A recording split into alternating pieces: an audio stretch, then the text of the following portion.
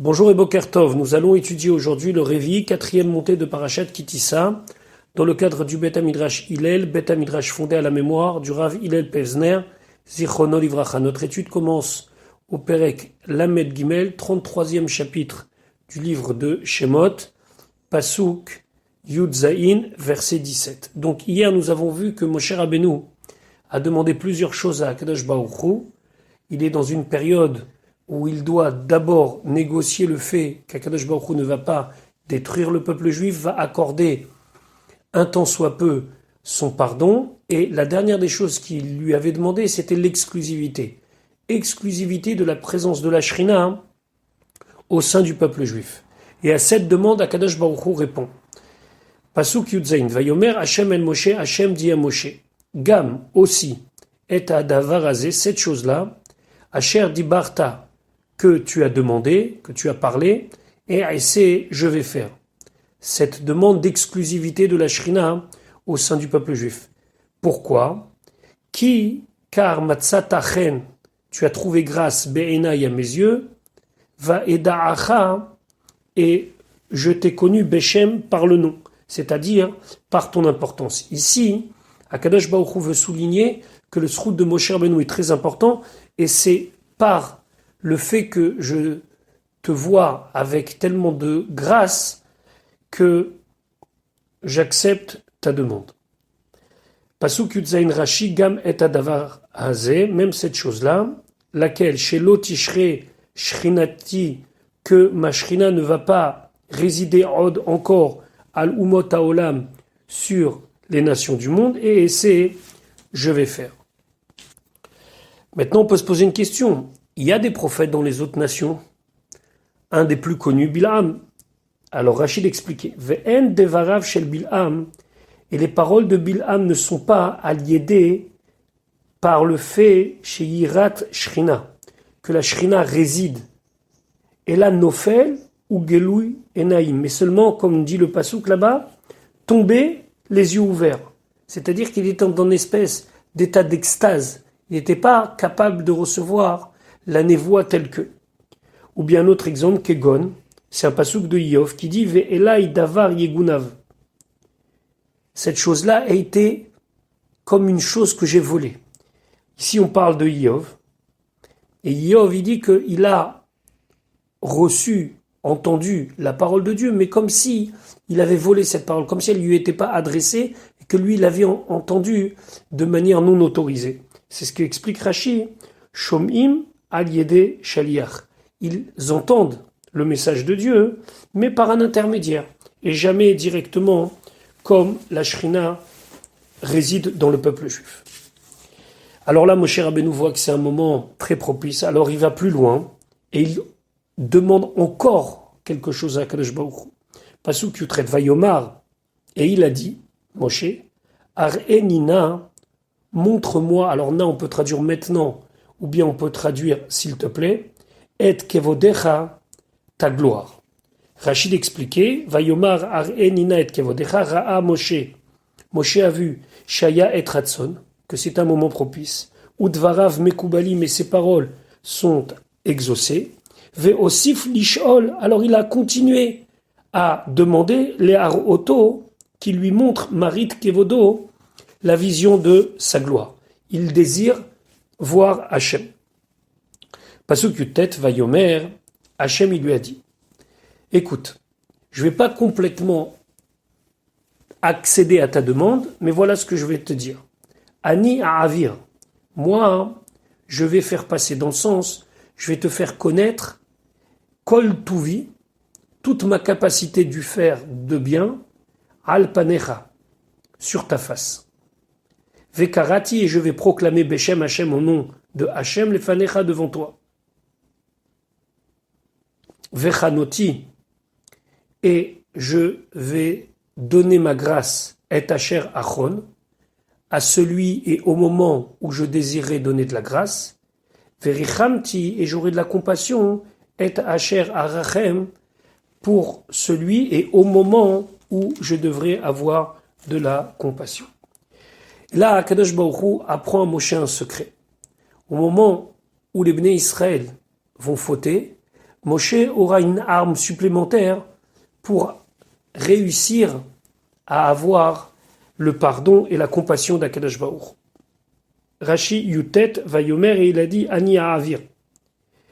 Igia Asha est arrivé le moment, chez Tiré Birvodi, que tu vas voir ma gloire. Attention, Ma chez Ashre Otecha, Lirot, ce que je t'autoriserai à voir. Les filles, car Shani Rotse Vetsarich Lelametra, je veux et je dois t'enseigner Seder Tfila, l'ordre de la Tfila, c'est-à-dire quelque chose que tu vas pouvoir invoquer en prière pour faire que le pardon soit accordé au Bnei Israël. Lorsque tu devras demander la compassion à l'Israël pour le peuple juif, Iskar Tali, alors tu m'as rappelé Srutavot, le mérite des patriarches. On se souvient que il avait invoqué Zechor le Avram, Yitzhak ou Yaakov. Alors Rachid dit, Kesavurata, est-ce que tu penses chez Im Tamas Rutavot que si le mérite des Avot, des patriarches est terminé, En Ot Tikva, il n'y aura plus d'espoir? Alors sache qu'il y a encore une solution. Ani Avir, je vais faire passer Kol Midat Tuvi, toute ma capacité de faire du bien, toute ma bonté, les Fanecha devant toi, Alatsour sur le rocher, Veata et toi, Natun Bameara, tu seras dans la grotte, Vekarati Beshem Hashem les Fanecha, et je proclamerai le nom d'Hachem, les Fanecha devant toi, les Lametra, c'est pour t'enseigner Seder Bakashat Rachamim, la manière dont il faut demander la compassion, la Rachamim d'Akadosh Baruch. Af im tichle srutavot, même si le mérite des patriarches sera terminé, c'est-à-dire que vous aurez épuisé cette capacité d'invoquer Avram, Yitzhak, Yaakov. La solution, c'est d'invoquer Beshem Hashem. Vechaseder sheata roe oti, de la manière dont tu me vois, me'utaf, enveloppé dans un talit, vekoré, et je récite Yud Gimel Midot, les 13 Midot, les 13 attributs de Rachamim, Heve Melamed et Israël la Sotken. Tu enseigneras au Bnei Israël de faire comme ça. Valiede chez Yaskiru les Fanaï, et par le fait qu'ils vont rappeler devant moi, Rachum Vechanoun, que je suis miséricordieux, que je suis compatissant, Yu Na'anim, ils seront exaucés, Kirachamai Lokalim, car ma compassion, ma Rachamim, ne se termine jamais. Donc ici, Hachem offre un cadeau à Moshe Rabbeinu, le secret des Yud Gimel Midot Arachamim. Vechanoti et Asher Achon. Rachid expliquait Otam Peamim, ces moments-là chez Erzelachon, où je voudrais accorder la grâce. Verichamti, et j'aurai de la compassion. Ad chez Erpotz Lerachem, au moment où je vais vouloir avoir de la compassion. Adkan jusqu'à maintenant, Lo Ifticho, Ela Itim et Ene, Veitim Lo Aene. Lo Ifticho, il ne lui a pas promis, Ela seulement. Etim Ene, il y aura des moments où je répondrai, Veitim Lo Aene, et des moments où je répondrai pas. Aval Bishatma, c'est. Mais au moment d'agir, ça veut dire que lorsqu'il va lui dévoiler les Yud Gimel Midot Arachamim, à Marlo, il lui a dit Ine Anochi Koret Berit. Je vais faire une alliance avec toi. Ifticho she'enam chozerot rekam. Ifticho lui a promis she'enam chozerot qu'elles ne vont pas revenir. Ça veut dire que lorsqu'on invoquera les Yud Gimel Midot Arachamim, ça ne reviendra jamais rekam à vide. Ça veut dire que invoquer les Yud Gimel Midot Arachamim, Hashem, Hashem, Kel, Rachum, Vechanun, sera toujours un bénéfice pour ceux qui vont l'invoquer. Par contre, Akadosh Baruch Hu est obligé de mettre un bémol à la demande de Moshe. Pasuk Raf, Vayomer, et il dit Lotuchal, tu ne pourras pas lirot et panay, voir ma face. Ki lo yir'ani à Adam, car un homme ne peut pas me voir, Vachai, et rester vivant. Pasuk Raf Rashi, Vayomer, et il a dit Lotuchal, tu ne pourras pas, Af, même, Keshe Avir, lorsque je vais faire passer Kol Tuvi Alpanecha, toute ma bonté, toute ma capacité de faire du bien devant toi. Eneni noten lecha reshut, je ne te donne pas la permission, lirot et panay, de voir ma face.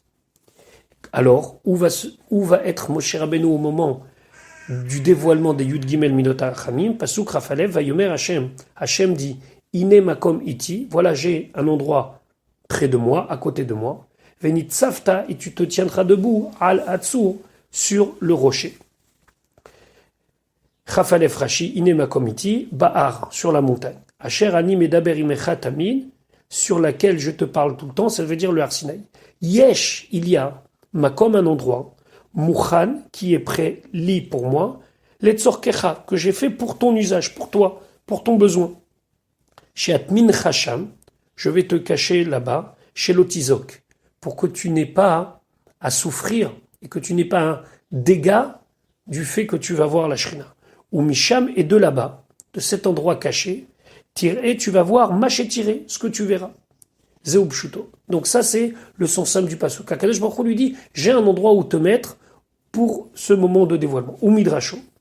Le Midrash, il dit, Al Makom, She'ashrin Sham, Medaber.